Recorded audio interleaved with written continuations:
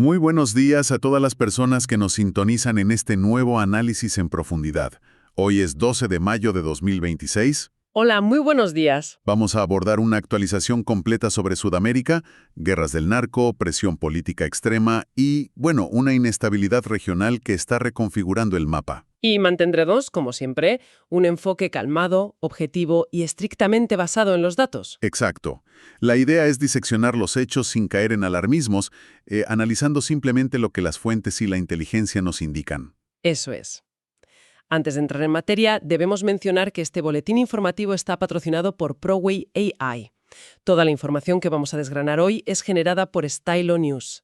Que para quienes no la conozcan, Stylo News es la aplicación de noticias impulsada por inteligencia artificial. Es, digamos, la versión para el consumidor de Stylo Intel Ops. Una herramienta de peso, claro. Totalmente. Hablamos de un software diseñado originalmente para operaciones empresariales, gubernamentales y militares. O sea, quienes nos escuchan tienen acceso único a una tecnología creada para apoyar a los tomadores de decisiones a nivel global. Ujú.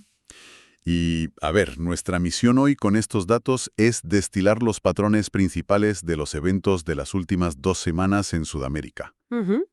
Viendo sus impactos a nivel local, nacional e internacional. Efectivamente. Analizaremos las perspectivas de los líderes clave, los posibles cursos de acción y, por supuesto, el sentimiento en redes sociales. Todo desde la neutralidad más absoluta. Así que, bueno, para entender la inestabilidad actual, creo que primero hay que mirar la geografía del crimen organizado. Claro, porque la geografía explica cómo reaccionan las potencias extranjeras. Los últimos informes de inteligencia nos dibujan zonas de altísima actividad de los cárteles.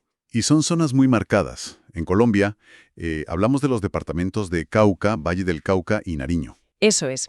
Y en Ecuador, la presión se concentra en Guayaquil y todas sus zonas fronterizas.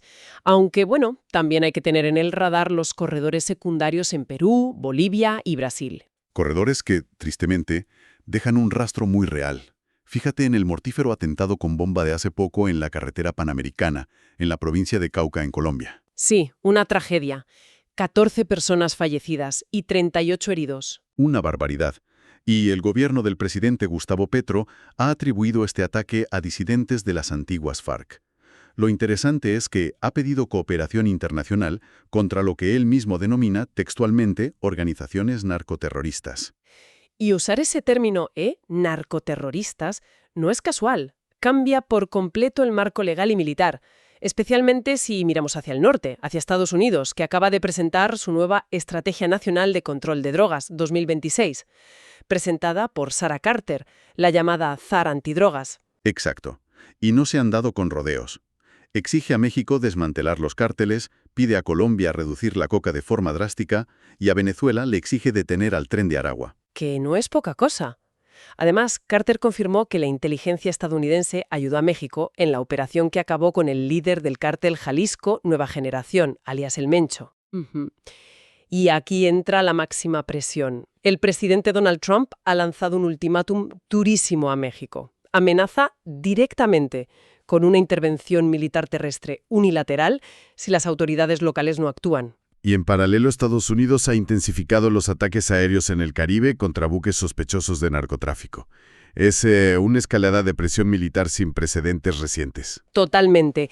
Y si cruzamos esto con el análisis de sentimiento en redes sociales, concretamente en la plataforma X, vemos una polarización tremenda. A ver, cuéntanos qué dicen los datos ahí. Pues, por un lado, las cuentas militares oficiales celebran esta contundencia operacional tras las incautaciones de drogas. Pero, por otro lado, entre los usuarios generales hay una fatiga enorme. Claro, el ciudadano de a pie lo vive de otra manera. Exacto. Hay un profundo escepticismo y, en muchos casos, indignación. Se percibe como una excusa para la expansión militar estadounidense, un resurgimiento de la doctrina Monroe. Bueno, vamos a desgranar esto con una analogía que solemos usar en las redacciones. Todo este panorama funciona un poco como un sistema hidráulico. A ver. O sea, si aplicas una presión militar extrema en un punto, digamos el Caribe o México, la presión del crimen organizado no desaparece por arte de magia. Claro, busca por dónde salir. Efectivamente. Simplemente se desplaza hacia las fronteras del sur, como Colombia y Ecuador.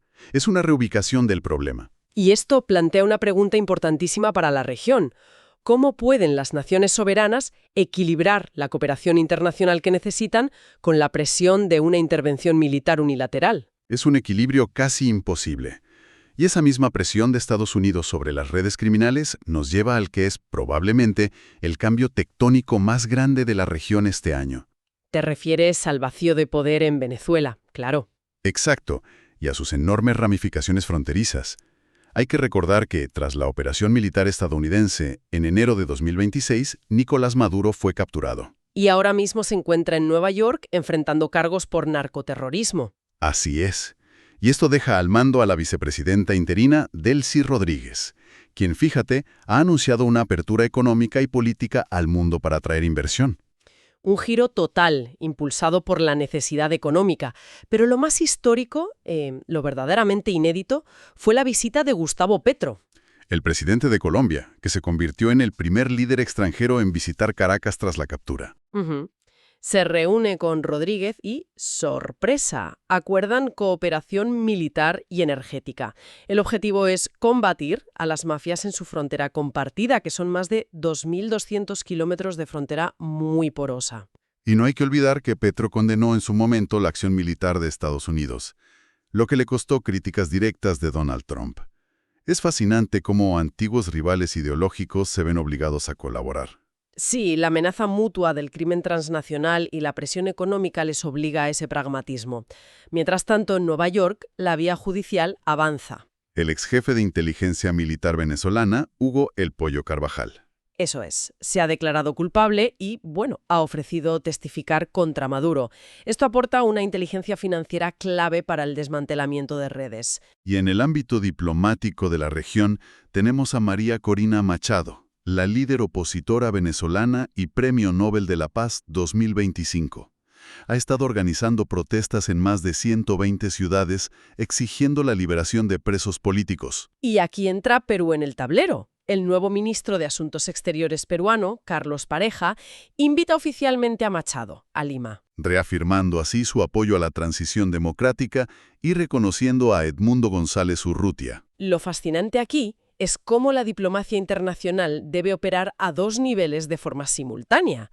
Por un lado, el nivel judicial y punitivo que lidera Estados Unidos. Y por otro, el nivel táctico. Exacto. El nivel de supervivencia económica y fronteriza que tienen que gestionar día a día Colombia y la administración interina de Venezuela. Es que la gestión de estas fronteras nos lleva inevitablemente a examinar cómo los gobiernos lidian con sus propias crisis internas. Mientras, al mismo tiempo, navegan por la competencia de las superpotencias. Y Perú, que lo acabamos de mencionar, es el ejemplo perfecto de estas últimas semanas. Un caso muy ilustrativo de esa tensión. Vamos con los hechos, de forma sobria. Se ha producido un grave incidente en Huancavelica, una zona de cultivo de coca, en Perú. Una operación militar y policial ha dejado 5 civiles jóvenes muertos y 3 heridos. Una situación gravísima que generó protestas inmediatas de las familias. Claro. Tanto es así que el Congreso peruano ha iniciado una investigación y el Poder Judicial ha detenido a 8 soldados, incluido un capitán, para investigar a fondo los protocolos de enfrentamiento. Y esta crisis de seguridad se suma a una severa crisis sanitaria. O sea, el Estado enfrentando problemas estructurales en varios frentes. A ver, explícanos un poco más de esos datos de salud pública. Pues resulta que los equipos para quimioterapia y radioterapia en los hospitales públicos peruanos llevan meses averiados. Esto está provocando víctimas mortales y obligando a las familias sin recursos a asumir gastos desproporcionados en clínicas privadas. Es devastador. Y obviamente mina por completo la confianza ciudadana en el sistema de salud. Totalmente. Y toda esta incertidumbre interna tiene un reflejo macroeconómico. El dólar se ha elevado por encima de los 3,50 soles en Perú. Y aquí es donde entra la geopolítica global. Porque el país es ahora mismo escenario de tensiones diplomáticas entre grandes potencias. Estados Unidos, por un lado, amenaza con medidas de represalia si Perú no concreta la compra de cazas F-16. Y por el otro lado está China, que rechaza de plano estas acusaciones estadounidenses de coerción y defiende su propia cooperación con Latinoamérica. Claro, es el clásico pulso entre superpotencias. A ver, como experta, ¿cómo dirías que se entrelazan todos estos factores? Porque si un Estado enfrenta desconfianza local por fallos en la sanidad y por operaciones de seguridad con resultados letales, ¿cómo afecta esto a su soberanía real frente a las presiones de Washington o Pekín? Es una excelente pregunta. Si conectamos esto con el panorama general, se observa un patrón muy claro en Sudamérica. La fragilidad institucional y los problemas de seguridad interna invitan, casi inevitablemente, a la competencia externa. O sea, la debilidad interna es una puerta de entrada. Exactamente. Las potencias globales ven oportunidades de influencia, ya sea a través de la venta de armas, como los F-16, o mediante alianzas estratégicas para infraestructuras. Y entran justo ahí, en las grietas donde las instituciones locales enfrentan sus mayores retos. Es una dinámica compleja, sin duda. Sin embargo, aunque el panorama de seguridad y la geopolítica dominan los titulares, los datos también nos muestran historias paralelas. Historias que aportan otros matices. Sí, hitos de resiliencia económica o curiosidades que moldean el carácter de la región. Por ejemplo, tenemos un dato ecológico realmente sorprendente desde Colombia. Ah, sí, el tema de los hipopótamos es fascinante. Fíjate, el problema medioambiental de los 80 hipopótamos invasores que son descendientes de aquella colección privada de Pablo Escobar en los años 80. Que se han convertido en un dolor de cabeza ecológico para las autoridades. Totalmente. Ante los planes del gobierno colombiano de sacrificarlos, el multimillonario indio Anand Ambani ha ofrecido trasladarlos a su santuario de vida silvestre en Gujarat. Una solución humanitaria e internacional para un problema local muy particular, que ha captado la atención mundial. Y pasando al sector económico, también hay sorpresas. El gigante cervecero mundial AB InBev reporta un aumento del 4,8% en sus ventas en América Latina. Un dato liderado principalmente por México, Colombia y Perú. Lo cual es llamativo porque desafía por completo la tendencia global a la baja en el consumo de alcohol. Efectivamente, demuestra una resistencia notable del consumidor regional pese a la inflación y la inestabilidad. Y en el ámbito cultural y deportivo, el pulso no se detiene. El equipo de fútbol peruano Cienciano se prepara para enfrentarse al Puerto Cabello en Venezuela, en el marco de la Copa Sudamericana. Y al mismo tiempo, el Festival de Cine Alternativa en Medellín acaba de concluir, celebrando el cine con un fuerte impacto social. Entonces, a ver, ¿qué significa todo esto en conjunto? Pues nos muestra que estamos ante una región que no se define únicamente por el conflicto. Claro. Tiene un tejido social sumamente vibrante y un peso económico que a nivel global es innegable. Exacto. Estos eventos, ya sea un partido de fútbol internacional o las tendencias de consumo, actúan de alguna manera como factores estabilizadores, generan cohesión social para la población civil justo en medio de toda esta inestabilidad política y de seguridad. Son los contrapesos del día a día. Bueno, basados en toda la inteligencia y los datos que hemos recopilado de Estilo News, es el momento de proyectar. ¿Qué patrones o eventos deberíamos observar en las próximas semanas? Los análisis de los modelos apuntan a 3 escenarios más probables o cursos de acción que debemos monitorear de cerca. Adelante, te escuchamos. El primero es, sin duda, una posible escalada diplomática o militar entre Estados Unidos y México, especialmente tras ese ultimátum presidencial. Cualquier movimiento en la frontera o en el Caribe será crítico. Tomamos nota. El segundo punto. El segundo foco está en Perú. El desarrollo de las investigaciones del Congreso y del Poder Judicial sobre las operaciones antidroga en Huancavelica. Que podrían redefinir, claro, la participación militar en la seguridad interna del país. Totalmente. Podría sentar un precedente importante.